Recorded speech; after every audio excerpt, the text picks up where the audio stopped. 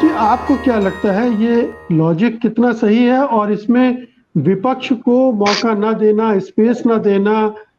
ये एजेंडा ज़्यादा है, ये नीयत ज़्यादा है? क्योंकि अ, अगर निर्मला सीतारमण खुदा ना खास्ता थोड़ा लंबा बीमार हो जाती,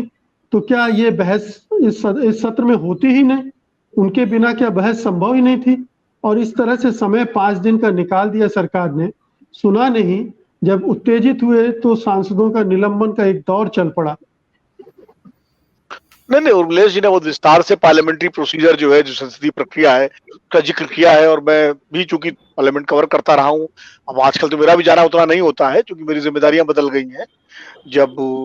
पार्लियामेंट कवर करते थे तो हम लोग कई बार उर्मिलेश जी हम लोग साथ साथ भी वहां रहते थे, मिलते थे। तो जो प्रक्रिया है उसको दोहराने का कोई लाभ नहीं है, मैं उनकी प्रक्रिया की बात से बिल्कुल सहमत हूँ। एक तो रूल 267 की जो बात उन्होंने की, और दूसरा ये बिल्कुल सही है कि एक मंत्री अगर मान लीजिए किसी कारणवश अनुपस्थित है सदन में,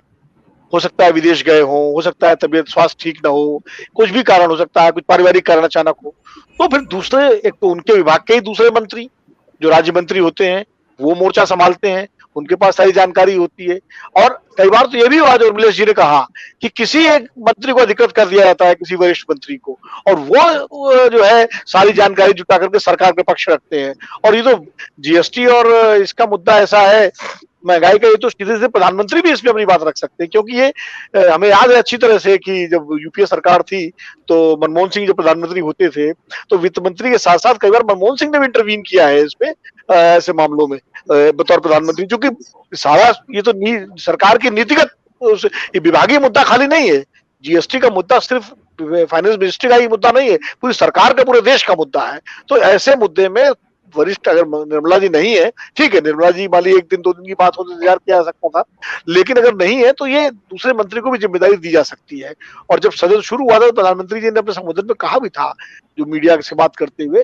कि हम चाहते हैं सदन में चर्चा हो और सदन चर्चा के लिए है और सदन में चर्चा होनी चाहिए, खुलकर चर्चा होनी चाहिए। हर बार सत्र शुरू होने से पहले प्रधानमंत्री जी का यह बयान आता है और हर प्रधानमंत्री का आता है। तो मुझे लगता है कि अगर ये बात है तो सदन चलाने की ज्यादा जिम्मेदारी, वैसे तो दोनों की जिम्मेदारी होती है, सत्ता पक्ष और विपक्ष, लेकिन चूंकि बहुमत होता है सरकार का तो सरकार की जिम्मेदारी ज्यादा होती है। सरकार से उदारता की अपेक्षा भी ज्यादा की जाती है। जैसे घर में छोटे बच्चे को ज्यादा दुलार दिया जाता है, उसकी हर बात को नजरअंदाज भी किया जाता है, वैसे ही विपक्ष को एक संरक्षण दिया जाता है और उसकी तमाम बातों को नजरअंदाज करके सरकार उदारता का प्रदर्शन करती है, उससे अपेक्षा होती है। तो ये अपेक्षा सरकार से हमेशा रहती है कि सरकार उदारता के साथ पेश आए और सदन में चर्चा हो। अगर विपक्ष वाकई सदन में चर्चा नहीं कराना चाहता है, सदन की कार्यवाही बार बार बाधित करता है, मान लीजिए एजेंडे में वो चीज आ जाए जो विपक्ष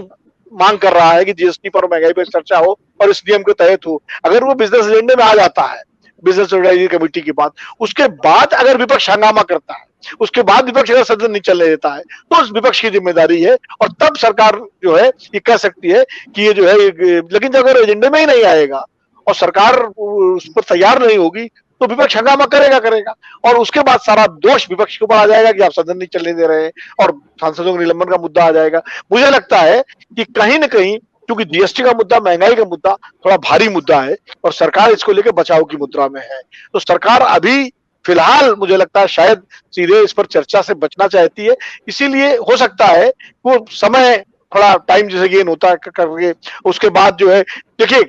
कभी भी हड़ताल होती है किसी फैक्ट्री में या किसी विभाग में तो कुछ मांगों को लेकर हड़ताल होती है, उस बाद हड़ताल के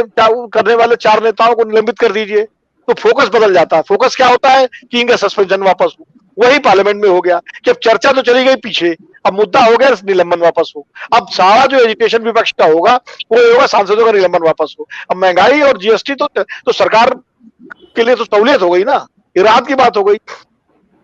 और सरकार ये कह सकती है कि भाई अब खेद व्यक्त करिए, अब वचन दीजिए वेल में नहीं आएंगे, व्यवधान नहीं पैदा करेंगे। और आम जनमानस को ये बात अच्छी लगती है कि बात सही है, सरकार ठीक कर रही है कि भाई इतना पैसा खर्च होता है चर्चा के लिए तो ये विपक्ष क्यों नहीं वचन देता है। तो बड़े तरीके से सरकार ने सारे मामले को विपक्ष के पाले में गेंद को डाल दिया है।